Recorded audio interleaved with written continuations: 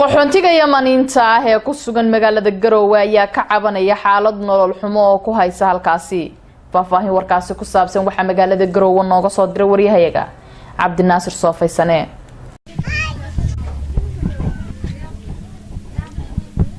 Sacdiye Cabdullaahi Cusmaan waa hooyo haysata 9 ilmood oo laba kamid yihiin mataana ay ku dhashay xiradan oo ay muddo bilaa degnayd. Anu waxaan ahay hooyo ku nool kaamka Yementa waxaan haystaa 9 ciyaal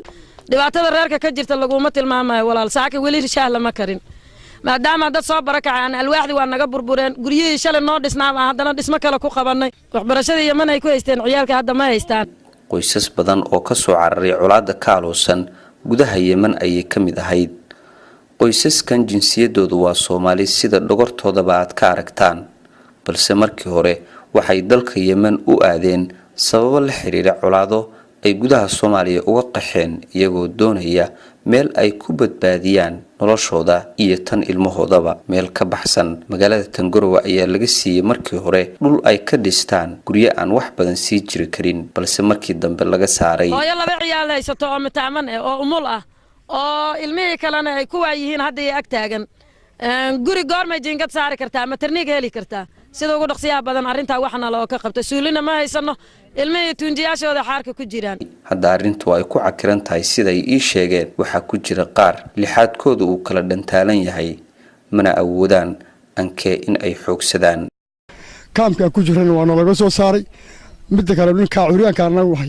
waxaana ma haysano waxaan u baahanahay gargaar iyo caawimaad masaakiib baan ma yareer baaysanaa meeshaan deganaa marka laga soo fujiyo waa ka soo guri kiraala aan kaliya aan lacag ka bixin dhibaatadan haysta walaalayaal waxaan rabnaa inaan garab iyo gargaarba inaan ugu siisaan walaalayaal ilma yareer baaysanaa odayga oday aan shaqaysan oo curyaana odayga hadda aad arkaysa weeye waxaa jira barnaamijyo ay isla wadaan dawladda Puntland iyo hay'adaha caalamiga kuwaas oo guryo sare loogu dhisayo dadka barakacayaasha ah balse kuwani qorshaha kuma jiraan waxa looga reebay iyaga ku sheegaya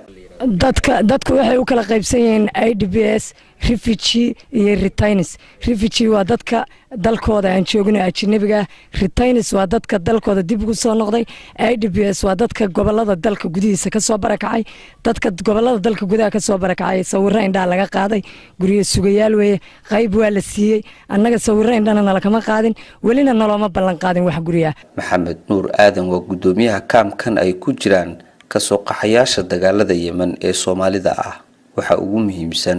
ee ay jeclaan lahaayeen in si degdeg ah loogu qabto si ay noloshoodu isku bedesho ayuu ku sheegayaa waxaan u baahan lahayn biyo hadda meesha biyo ma lahan suulina wax suuli kuma yaalo gordho waan soo degnay dadkii waxa weeye wali ma degin muhiimadda waxa weeye waxaan u baahnaa inaan helno dib dejin inta guriga la bixiyaa la dhisaayo guriga umada loo dhisaa markaan ka qayb galno baan jeclaan lahayn maadaama dad soo gal dadka soo laabta aan nahay Maxamuud Cabdinaasir Soofaysane SBC Garowe.